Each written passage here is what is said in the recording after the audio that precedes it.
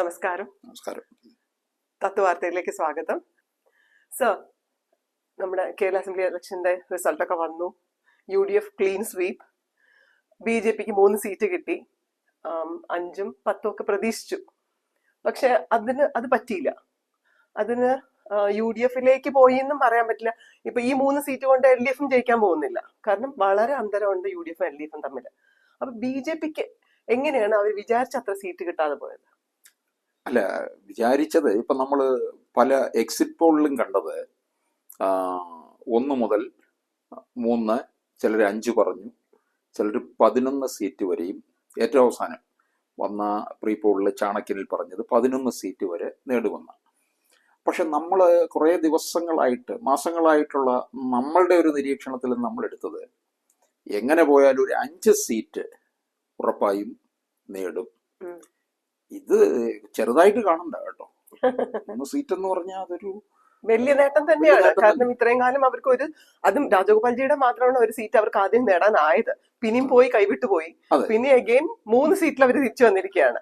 പക്ഷെ ഒരെണ്ണം ഗോപാൽ സാറിന്റെ പ്രതീക്ഷിക്കാതെ കിട്ടിയ ഒരു നേട്ടമാണോ അതങ്ങനെ? ചാത്തന്നൂരാണോ? ചാത്തന്നൂർ അല്ല, അത് പ്രതീക്ഷ ഉണ്ടായിരുന്നു എന്നുള്ളതാണ്. അതിനകത്ത് വേറെ ചില കാര്യങ്ങളുണ്ട്, അതിലേക്ക് ഞാൻ വരാം. ഇപ്പൊ നമ്മൾ ഈ 3 സീറ്റ് എന്ന് പറഞ്ഞില്ലേ, ഈ നിസാരമാക്കണ്ട എന്ന് പറഞ്ഞത്. കാരണം ഇപ്പോൾ നമ്മുടെ തെരഞ്ഞെടുപ്പിനോടൊപ്പം തന്നെ ബംഗാളിലും തെരഞ്ഞെടുപ്പ് വേണമെന്നല്ലോ. അവിടെ ഇപ്പൊ ആരാണ് അധികാരത്തിൽ വരാൻ പോകുന്നത്?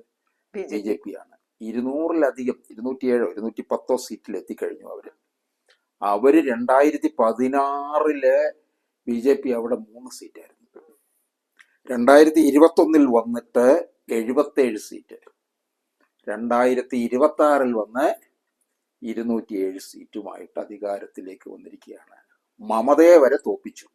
മമത പക്ഷെ ഇറങ്ങാൻ റെഡിയല്ല കേട്ടോ. അവർക്ക് ഈ ബഹളം കാണിക്കാൻ വലിയ താല്പര്യമാണ്. പണ്ട് ജയപ്രകാശ് നാരായണന്റെ ഒക്കെ കാറിന്റെ മുകളിൽ കയറി വലിയ ബഹളമൊക്കെ ഉണ്ടാക്കിയത്. അന്ന് ഇന്ദിരാഗാന്ധി വരെ നോട്ട് ചെയ്തു. ഇവരോട് വലിയ താല്പര്യം തോന്നി കൊണ്ടുവന്നു എന്നാണ് പറയുന്നത്. പക്ഷെ എന്തായാലും BJPയുടെ വളർച്ച ഇതൊരു വളർച്ച തന്നെയാണ്. ഇപ്പൊ 2 സീറ്റ് തിരുവനന്തപുരത്ത് നിന്ന് തന്നെ കിട്ടി, നേമത്തും. 16 സീറ്റ് തിരിച്ചു പിടിച്ചു. പിന്നീട് കഴക്കൂട്ടം അവർക്ക് വലിയ പ്രതീക്ഷയായിരുന്നു. അതിനോടൊപ്പം തന്നെ ആ പ്രതീക്ഷയ്ക്ക് ഒത്തുയരാൻ കഴിഞ്ഞത് കടകംപള്ളിയുടെ സ്വർണ്ണക്കൊള്ളയുടെ കാര്യത്തിൽ കടകംപള്ളിയെ സംശയത്തിന്റെ നിഴലിൽ കണ്ടിരിക്കുകയാണ്. അതുമൊക്കെ പ്രതികൂല ഘടകമായി മാറിയപ്പോൾ അത് BJPക്ക് നേട്ടമുണ്ടാക്കി എന്നുള്ളതാണ്. ഇവിടങ്ങളിലെല്ലാം കോൺഗ്രസ് വളരെ പിന്നിലോട്ട് പോകുകയും ചെയ്തു എന്നുള്ളതാണ്. ഇനി ചാത്തന്നൂരില് വളരെ നാൾ മുതൽ തന്നെ പ്രതീക്ഷയുണ്ടായിരുന്നു എന്നുള്ളതാണ്. ഈ ഗോപകുമാർ എന്ന് പറയുന്ന അദ്ദേഹം ഒരു അധ്യാപകനാണ്. വളരെ നിശബ്ദമായ പ്രചാരണം നടത്തിക്കൊണ്ടുവരുന്ന ആളാണ്. ആദ്യകാലത്ത് കോൺഗ്രസ് ആയിരുന്നു. 2011 മുതൽ അദ്ദേഹം അവിടെ മത്സരിക്കുകയാണ്. 2011, 16, 21 3 തവണ അദ്ദേഹം 2ാം സ്ഥാനത്തായിട്ട് നിൽക്കുകയാണ്. CPIയുടെ സീറ്റാണ് അവിടെ, ചാത്തന്നൂര്. അവിടെയാണ് ഈ ഗോപകുമാർ കയറി വന്നിരിക്കുന്നത്. ഈ മാധ്യമങ്ങള് ആരും അങ്ങോട്ടേക്ക് കൂടുതൽ ശ്രദ്ധ കേന്ദ്രീകരിച്ചു. അതാണ് ഞാൻ പറയാൻ ഉദ്ദേശിച്ചത് സർ. ബിക്കോസ് ഇതുവരെയ്ക്കും ഗോപകുമാർജി അവരുടെ ഒരു പേര് പോലും ചാത്തന്നൂർ എന്നൊരു സംഗതി ഈ ഡിസ്കഷൻസിലൊന്നും ഞാൻ കേട്ടില്ല. ആകെ കേട്ടെന്നറിയാമോ? ഇങ്ങനെ പറഞ്ഞു പോകും ഓരോ ജില്ലകളിൽ BJPക്കുള്ള സാധ്യത. തിരുവനന്തപുരത്ത് നേമം, കഴക്കൂട്ടം, വട്ടിയൂർക്കാവ്, കാട്ടാക്കട എന്നൊക്കെ പറഞ്ഞു പോകും. കൊല്ലം ജില്ലയിൽ ചാത്തന്നൂര് എന്ന് മാത്രം പറഞ്ഞു പോകത്തുള്ളൂ. അവിടെ മാധ്യമങ്ങളുടെ ബഹളം ഉണ്ടാക്കാത്തത് കൊണ്ട് നന്നായി. അതുകൊണ്ട് വിജയം ഉണ്ടായി. കാര്യം എന്താണെന്നറിയാമോ? ഈ അല്ലെങ്കിൽ ഉണ്ടെങ്കിൽ ഈ ന്യൂനപക്ഷ വോട്ടുകൾ മുഴുവൻ ഏകീകരിക്കപ്പെടുന്നുണ്ട്. ആ ഏകീകരിക്കപ്പെടുമ്പോൾ അത് BJPക്ക് ദോഷമായിട്ട് മാറുമെന്നുള്ളതാണ്. അവിടെ കൊട്ടിഘോഷിക്കാത്തത് കൊണ്ട് കയറിപ്പോയി. ജയിക്കും, BJP ജയിക്കും എന്ന് മാധ്യമങ്ങൾ ഇങ്ങനെ ഉറക്ക ഘോഷിക്കാൻ തുടങ്ങുമ്പോൾ ഈ ന്യൂനപക്ഷ വോട്ടുകൾ മുഴുവൻ ഒരിടത്തേക്ക് മാറുകയായിരിക്കും ചെയ്യുന്നത്. അതുകൊണ്ടാണോ പൂഞ്ഞാറ് പോയത്? അവിടെ ന്യൂനപക്ഷമാണല്ലോ. അത് പിന്നെ 3 പേരും ക്രൈസ്തവർ തന്നെയാണ്. അതിനകത്ത് വേറൊരു തരത്തിലുള്ള മത്സരമാണ്. ഇപ്പൊ ഞാൻ ചോദിച്ചോട്ടെ, ഇവിടെ നേമത്ത് BJP ജയിക്കും ജയിക്കും ജയിക്കും എന്നൊക്കെ പറഞ്ഞുകൊണ്ട് വന്നിരിക്കുന്നു, അട്ടിയൂർക്കാവിൽ ജയിക്കും എന്നൊക്കെ മാധ്യമങ്ങൾ ഘോഷിക്കുന്നിടത്താണ് ഈ കുഴപ്പങ്ങൾ സംഭവിച്ചിട്ടുള്ളത്. ഈ ഇവിടെ അത് അത്രയും വന്നിട്ടില്ല. ഗോപകുമാർ വളരെ നിശബ്ദമായി പ്രചാരണം നടത്തി കൊണ്ടുപോകുന്നു.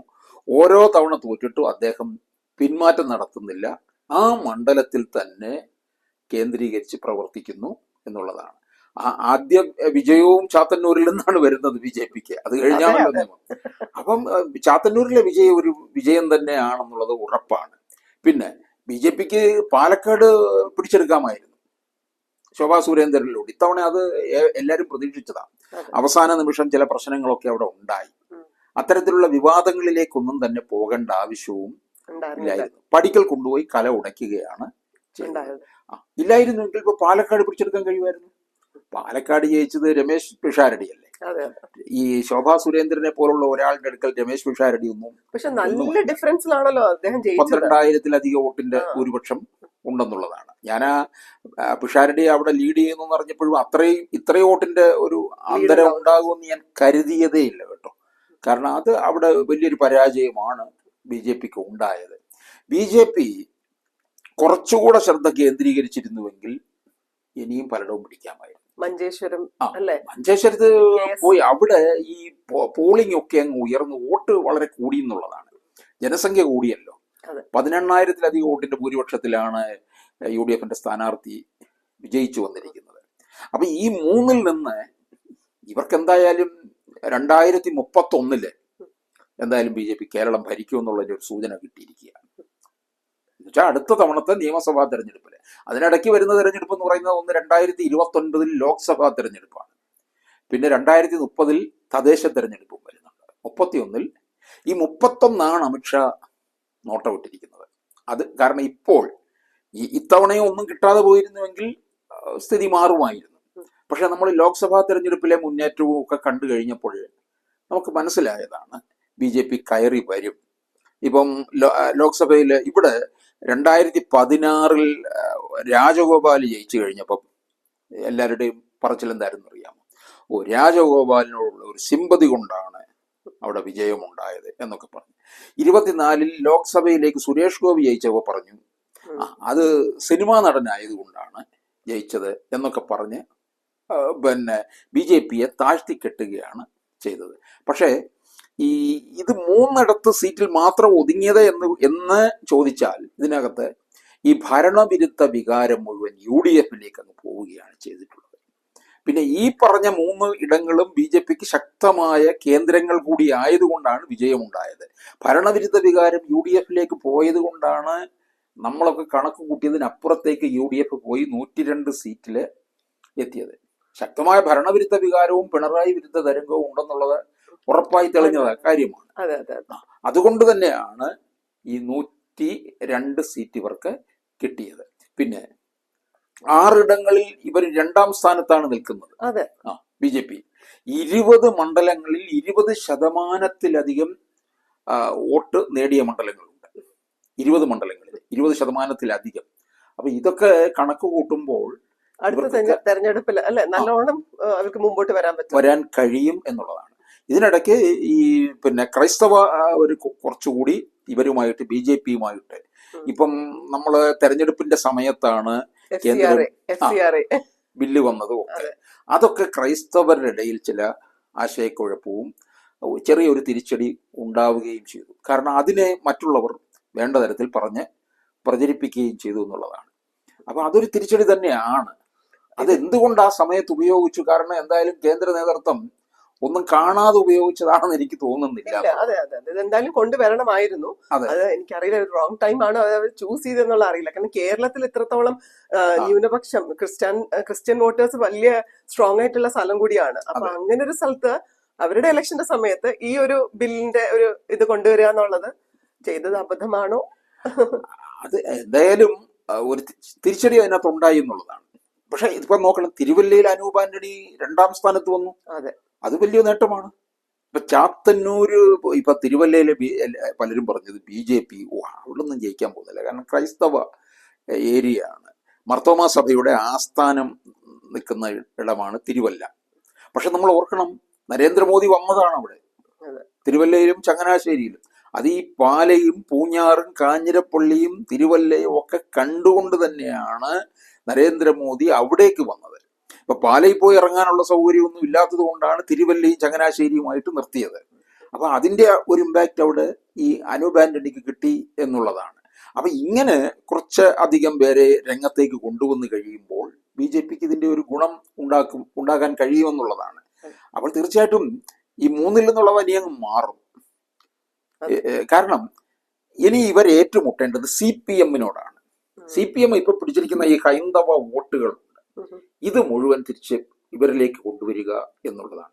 ഈ ന്യൂനപക്ഷ വോട്ടുകളൊക്കെ എങ്ങോട്ടേക്ക് പോയി? ഈ കോൺഗ്രസിലേക്ക്, UDF-ലേക്ക് പോയി. അവര് കണക്ക് കൂട്ടുന്നത് BJP എന്തായാലും ഇത്തവണ അധികാരത്തിൽ വരാൻ പോകുന്നില്ല എന്നുള്ളതാണ്. അപ്പൊ എങ്ങനെയെങ്കിലും LDF-നെ തോപ്പിക്കണമെങ്കിൽ ഇതേ നിവൃത്തിയുള്ളൂ. അങ്ങനെയാണ്. അതുകൊണ്ട് പലരും എന്ത് ചെയ്തു, പിന്നെ എന്തായാലും LDF-നെ ഇവിടുന്ന് പുറത്ത് ഇറക്കണം, അപ്പോൾ UDF-ലേക്ക് വോട്ട് ചെയ്യണം.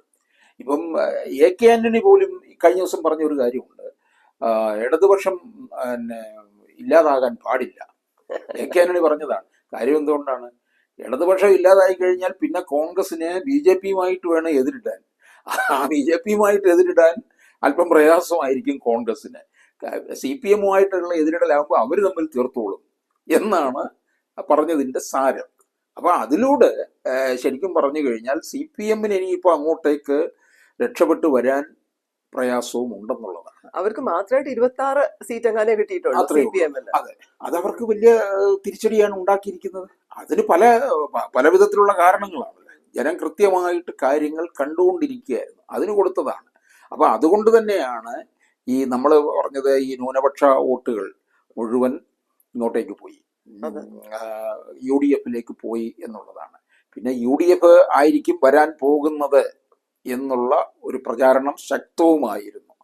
അതിന്റെ ഒരു ഇതും കൂടി അവർക്ക് കിട്ടി. അതാണ് 102-ലേക്ക് 100 കടന്ന് പോകുന്ന ഒരു വിസ്മയത്തിലേക്ക് എത്തിയത്. എന്തായാലും ഇത് BJP-ക്ക് കൂടി വളരാനുള്ള ഒരു സാഹചര്യം കേരളത്തിൽ ഉണ്ടായി എന്നുള്ളതാണ്. ഇത് പതുക്കെ ബംഗാൾ, ത്രിപുര പോലെ ആയി മാറുകയും ചെയ്യുന്നു.